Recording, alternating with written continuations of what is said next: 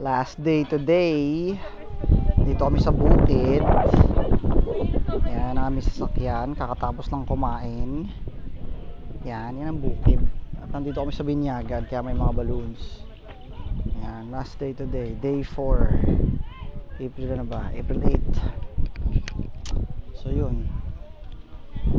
Ito na. Wala, ayan. Hi Ate Jessica. YouTube natin to.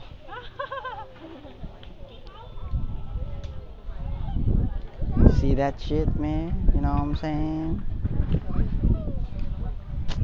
Zambales, baby. Zambales, y'all. Mga kids, oh.